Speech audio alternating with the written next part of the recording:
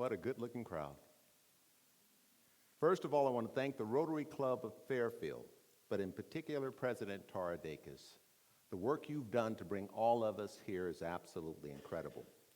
There's a Chinese proverb, and I'll paraphrase it, that goes, "Behind every able person, there are more able people." And the Rotary Club of Fairfield is certainly full of able people. I'd like to also thank all the visiting dignitaries and special guests. Thank you for your support and compassion for these young people who are our future. I also want to thank the parents and the friends and the family of the outstanding students we recognize this evening. Without you, they simply wouldn't be here. But lastly, and most importantly, I want to thank the students. You are the ones who make the decisions. In fact, my dad said, most of the things that happen to you happen because you either allow them or you cause them. Now, he knew that things happen to good people that they had no fault in, but most of the decisions, like to take a shower or not, to go to class or not, to pass gas loudly or do a silencer, you make those decisions every single day. So we're here to honor you and your decisions in reference to the Rotary four-way test. And again, the test, as President Dacus said, is simple. Of the things I think, say, or do, is it the truth? 1. 2, is it fair to all concerned? 3, will it build good and better relationships?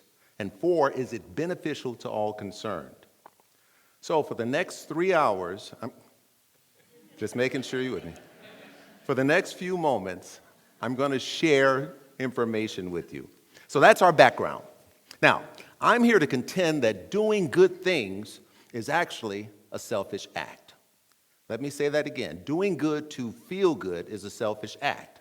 You may know, and I'm speaking adults mostly to our future here, so I'll face them mostly, but I'm talking to you too.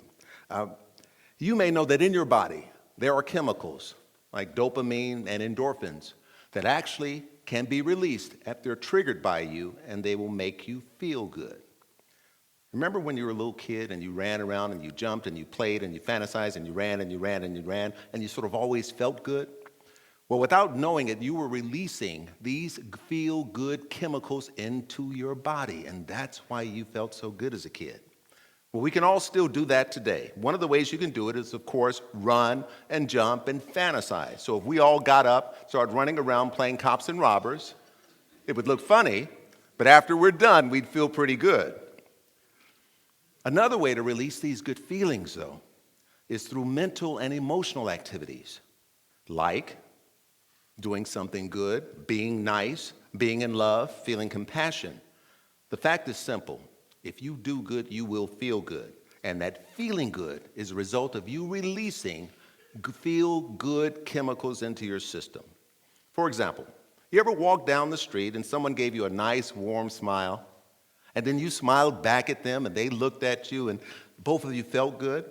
Or someone dropped a wallet and you went after them and gave them their wallet and they turned and they said thank you, and the way they expressed that warm, honest feeling made not only you feel good, but they felt good.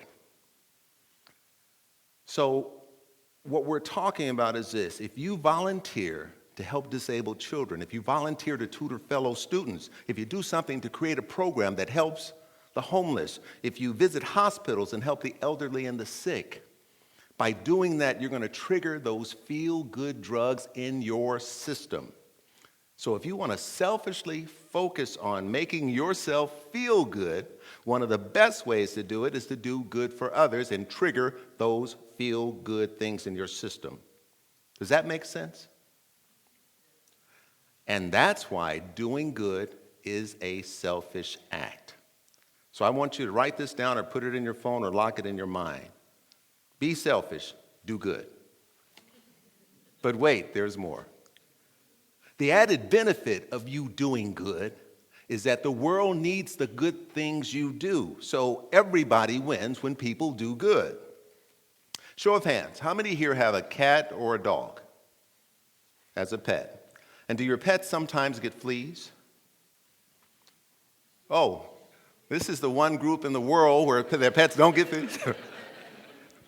So I don't know much about fleas, but I understand this, that fleas can jump up to 2.5 feet, right? And they're this big, but they can jump up to 2.5 feet on the ground. To me, that's amazing.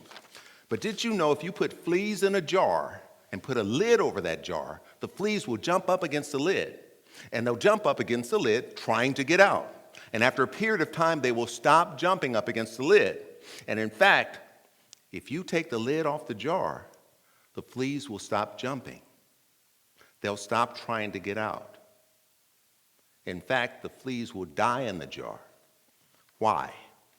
Because they have been conditioned to think that there is a limit to what they can do. Like some of your friends, like some of the folks in school, like a lot of the people in the world. But in the case of fleas, the limits were there, they were real, but once they were removed, the fleas still believed the limits were real, and therefore in their minds, the limits were real. Therefore, they didn't jump. And here's the sad part. They died in the jar, never knowing that freedom and life was just one jump away. You students have somehow realized that there are a lot of things you can do. And a lot of you know and believe there are no limits. As I read what you've done, that is absolutely clear to me. What's also clear to me is success is a learned behavior. Success and feeling good because of your success is habit behavior. And with successful habits, you won't bump against your lid. In fact, you will realize there is no lid. I'll tear things up in here. You realize there is no lid. There is no limit. So now record this. Fleas, no limits. That's just 2. What was the first one? Be selfish. Do good. What's the second one? Fleas, no limits. Excellent. You'll be graded at the end of this. Now, you want to keep up the good that you do. So here's a tip. Surround yourself with good people. People who show by their actions that they are positive and trying to do the right and good things. Now, most of you, and hopefully in your family, and that are in a positive space. But if they're not, you can't shoot them. They're your family. But if you're around people who aren't positive, and if you have to be around them, don't listen to their negative stuff. So how do you deal with it? Well, while they're being negative or saying that they or you can't do something, use that negative energy to focus on the details of the thing you plan to do, and don't stop. Every time you hear a negative word, think a positive thought about the thing you're trying to do. You have to keep what makes you feel good and not let negative people, be it friends, family, or random acquaintances, destroy your good spirit, which is the thing that makes you do good, be good, and feel good every day. Show of hands, how many have an elephant? Just making sure you're listening.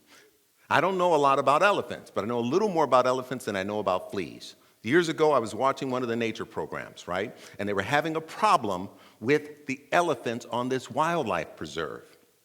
On the show, the scientists and zoologists were just at their wits' end. Apparently, the elephants on the reserve were attacking other animals, and they couldn't figure out why. Now, normally elephants aren't aggressive. Normally. I mean, they can be aggressive if you threaten them, or you threaten the young, or you threaten their food supply, or it's mating season, but in general, most animals aren't aggressive. And none of those things were the case, and they couldn't figure what was going on. They were baffled. What was causing the aggressive behavior? Not one or two, but groups of elephants were attacking other animals. So one of the scientists said, where did the elephants come from? How did they end up on this wildlife preserve?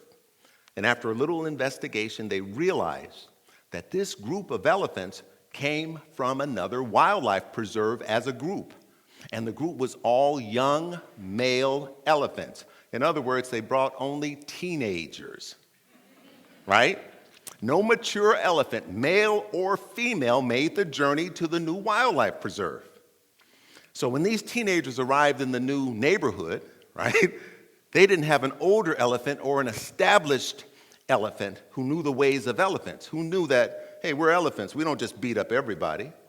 Or they didn't have an elephant who said, yeah, we're the biggest and the baddest, but we're elephants and we handle ourselves better.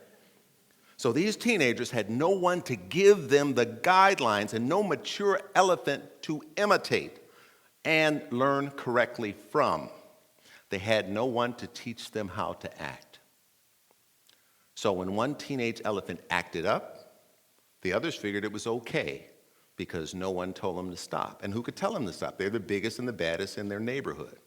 So after figuring this out, the scientists said, here's what happened. The teenage elephants, as a result of peer pressure and their environment, turned into juvenile delinquents. Isn't that something? So what was the cure? How did they solve it? The answer was incredibly simple. They brought in men, male bull elephants, who knew how to be elephants in the neighborhood. These adult males knew they were the biggest and the strongest, but they also were mature, and they understood their power, and they respected other animals and their right to exist peacefully. And you know what happened? Within a few months, the juvenile delinquent behavior stopped. Now, this is a perfect example of why you have to be very careful about how you pick your friends. You may have a good attitude, but if you're around people with bad attitudes or doing bad things, and you're around those folks long enough, they will negatively affect your behavior. Say hi to them in school, but do not let them inside of you and what you are. Okay? Does that make sense? So here's the third thing, elephants and good friends. What was the first thing? And what was the second? Excellent. What's the third? Elephants and good friends. Excellent. We're almost done. Last tip. Do things every single day to make you feel good. Say please, say thank you, give an honest compliment, offer to help someone every single day. Now, I know you're young, and I've given you a little bit of stuff to think about. And I know some of the things I talked about you might not get right now, but I know you get most of it. What does a little kid want? A little kid wants to be a big kid. What does a big kid want? A big kid wants to be a teenager. What does a teenager want? A teenager wants to be an adult so they can do everything an adult does, right? And what does an adult want? Exactly. An adult wants to be as carefree as a little kid. What do I want? I want you to live fully every moment of your life. So enjoy this moment. Enjoy where you are. You will never be this age again. Have fun and enjoy the magic of being a teenager. But know that many of the things you do and think and learn right now will either hurt or help you the rest of your life. When I was under 9 years old, I thought, like you, that my parents and other adults and my big brother and sister, I just thought they knew everything. And then when I was about 10 to 16, they all appeared incredibly stupid to me. I thought I was smarter and knew more than my parents. Does that sound familiar? I used to think things like, what do they know about what's going on, right? What do they know about how things are now? And then from about 17 to 20, I realized my parents were just human, right most of the time, wrong some of the time. But most importantly, I realized that they tried to do their best, and they did everything they could for me because they loved me. And then when I became an adult and a parent myself, I began to realize how much they loved me, and I began to understand, respect, and honor them for their sacrifice for me. I guarantee you, if you are lucky enough to have common sense and people who love you, you will realize the same things. You may be younger or older when each stage of understanding happens, but it will happen. And you know what that's called? It's called growing up. So here are the three things I want you to remember. Say them with me. What's the first one?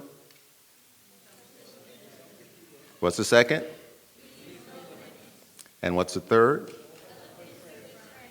Excellent. My goal in these few minutes was to let you know that you can do good, be good, have fun, and live better every day. Now, I'd like every student who's about to receive an award to stand, please. And I would like the rest of us to just look at them. Then I want the rest of us to put our hands over our hearts and extend it to these students and say to them, I will help you be what you want to be. Keep your hands extended and keep looking at them. There's an African proverb that says, if you want to go fast, go alone. But if you want to go far, go with others. Students, look around at these faces. Look at these people. Look at this love. These are your others. Go far. Thank you.